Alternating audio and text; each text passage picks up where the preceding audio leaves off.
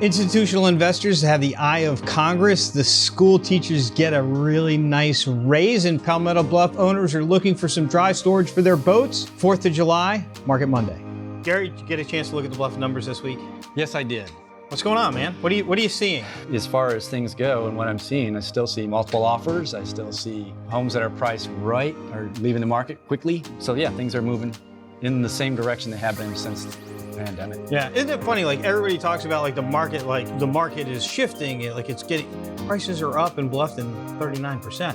39%. Do you think prices are going to go down this year in Bluffton? No, I don't. Do you think they're going to stay the same or go up? I think they're going to go up a little bit. You know, it'll be a flattening, but overall, I think we'll still see, 3, maybe 6%. For the person that's waiting for prices to go down, what would you advise them as a very intelligent real estate agent? I think I would go ahead and make a purchase. Yeah. Because that's not going to get any better anytime soon. Prices are not going down. It's supply and demand. Prices are not going down. So, institutional investors, have you ever heard of them? Yes. Yeah.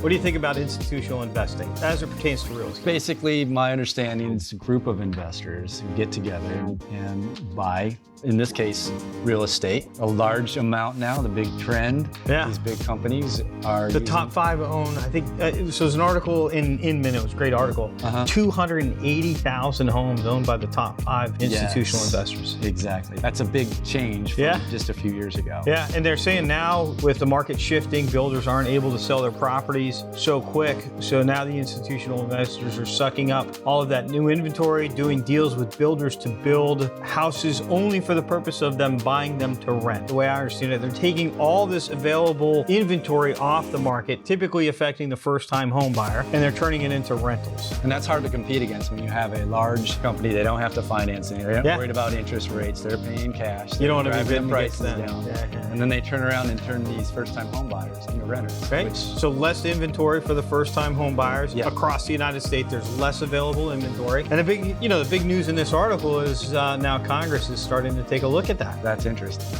Yeah, I mean, it's going to be interesting to see, how they go after this, how they try and tackle it. But, in thinking about the article, can they go after them with the same idea that they would go after a monopoly? Like you're monopolizing this segment of available inventory and not giving the public a chance to, is there something there? It could be. I mean, that is kind of it's a tough question. You want the markets to be open, people to invest and make a living in whatever's legal way to do it. But at the same token, this is kind of excluding a really important segment of home buyers. Yeah, I mean, the ones that, that Congress kind of vows to protect the most, right?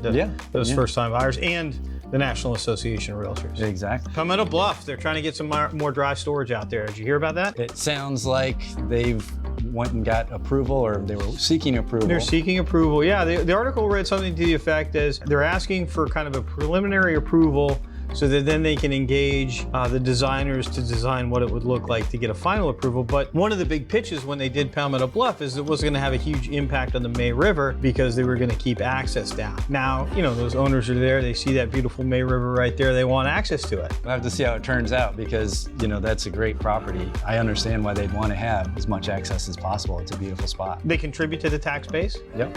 They have a vote. The last article that I took a look at, I don't know if you saw the island packet, but great news, $4,000 salary increase on average for teachers in Beaufort County. I did see that, and that I think is good. It's good news. Yeah, it's good news.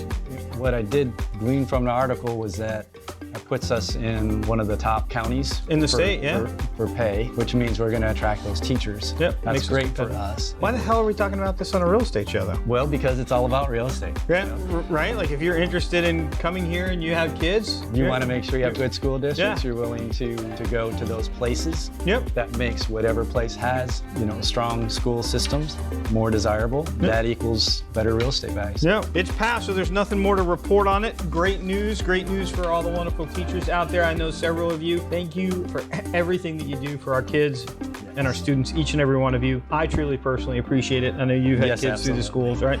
Yes. Got a second for the mailbag? Yes. Okay, quick question from Margot.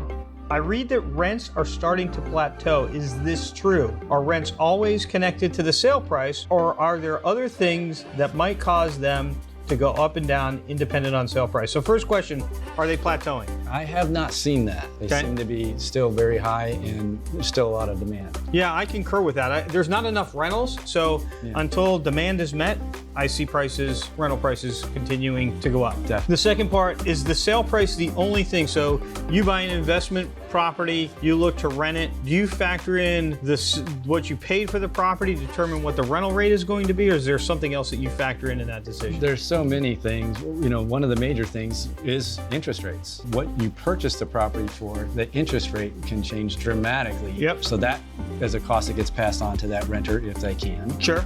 And also demand. If nobody's out there renting, then there's going to be lower prices for that. Yeah. If it's higher, it's going to be higher. Yeah, for sure, right? Like the more people that you have that need a property and the more demand there is, the higher the rates. Just like the real estate market. Well, hey, thanks for stopping in. I really appreciate it. Yeah, thank you. Let's commit to me and to everybody out there that you'll come back and do this soon. I will. All right, man. Thanks.